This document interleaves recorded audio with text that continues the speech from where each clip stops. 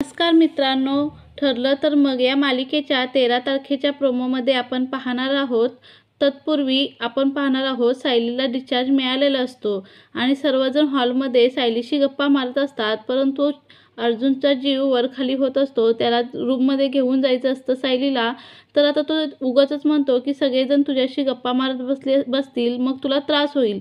तेवढ्यात कुसुम बोलते की काही त्रास वगैरे होणार नाही, आम्ही गप्पा मारणार आहोत आणि तिला खाली आपण ठेवू शकत नाही का, कारण तिला पायऱ्या चढताना खूप त्रास होईल. तर अस्मिता बोलते आम्ही बघून घेऊ, आमच्या घरात कोणी कुठं राहायचं ते तू आम्हाला सांगू नको. तेव्हा कल्पना बोलते की हो ना, माझ्या हे आधीच लक्षात आलं पाहिजे होतं. एक काम करूयात, आता सायली गेस्ट रूममध्ये राहू दे. तर अर्जुन आता ऐकायला तयार नसतो. तो म्हणतो डॉक्टरांना गोळ्यांचा शेड्यूल लिहून दिला आहे, त्यामुळे त्यांच्या गोळ्या चुकता कामा नयेत. मी त्यांची बरोबर काळजी घेतो, तुम्ही अजिबात टेन्शन घेऊ नका, मी तिची काळजी घेतो. तर आता कुसुम विचार करत असते की सायलीने या चिडक्या उबेरच्या खोलीत राहिलेलं अजिबात नको आहे, पण आता काय करायचं. तेवढ्यात पूर्णाजी बोलते की तुम्ही एक काम करा, सायलीची खोली शिफ्ट करा अस्मिताच्या रूममध्ये, कारण की अस्मिताची रूम खूप शांत आहे आणि तिथं वातावरण पण खूप छान आहे. तर आता अस्मिता म्हणते नाही, मला एकटीला राहायला खूप आवडतं, मला सेपरेट रूम लागते. तेव्हा कल्पना बोलते तुझ्या सासरीसुद्धा सेपरेट रूम असेलच की, तू एकटीने जाऊन राहू शकतेस, तुला तिथं कोणाचाच त्रास होणार नाही. मग सगळे एकमेकांकडे पाहून हसू लागतात. तर आता अर्जुन काही ऐकायला तयार नसतो.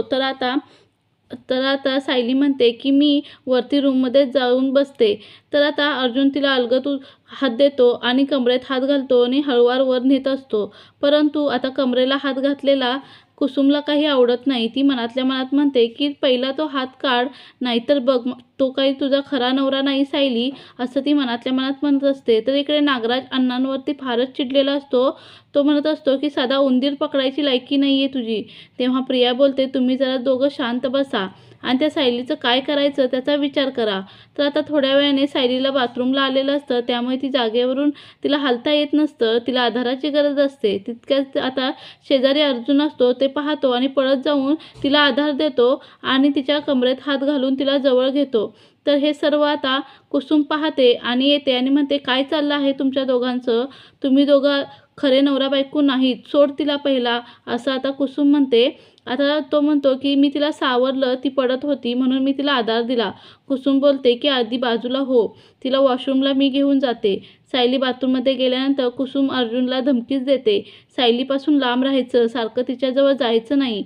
तर आता अर्जुन म्हणतो की मी नकली हात घेऊन येतो आणि तिला हात लावतो, म्हणजे तर झालं का समाधान. तर आता सायली बाहेर येते आणि अर्जुन आणि कुसुमला झापते, तरीसुद्धा कुसुम त्यांच्यामध्ये ढवळाढवळ करूच लागते. आणि आता अर्जुन तिला पण म्हणतो की मी सायलीचा रिस्पेक्ट करतो आणि मी त्यांच्यावर प्रेम वगैरे काही करत नाही, त्या माझ्या खऱ्या बायको नाहीत, हे मला चांगलं माहिती आहे, असं म्हणून कुसुमची बोलती बंद करतो. तर आता आमच्यामध्ये मैत्रीचं नातं कायम आहे आणि तुम्ही चुकीचा विचार करताय, असं कुसुमला सांगतो. तर आता 13 तारखेच्या प्रोमोमध्ये आपण पाहणार आहोत की तिच्यावरती आता चादर ओढतो आणि तिची काळजी घेत असतो. अर्जुन आता सायलीवरती खरंच प्रेम करू लागलेला असतो, मात्र हे त्याच्या लक्षात आलेलं नसतं. चैतन्य त्याला म्हणतो की तुला माहिती आहे का की तू सायलीच्या चक्क प्रेमात पडला आहेस, त्या दिवशी तू देवासमोर सायलीच्या जीवाची भीक मागत होतास. चैतन्य बोलतो की तू खरं सांग, तू त्यांच्यावर प्रेम करतोस ना. त्यानंतर अर्जुन म्हणतो तसं काही नाही, मी प्रेम वगैरे काही करत नाही.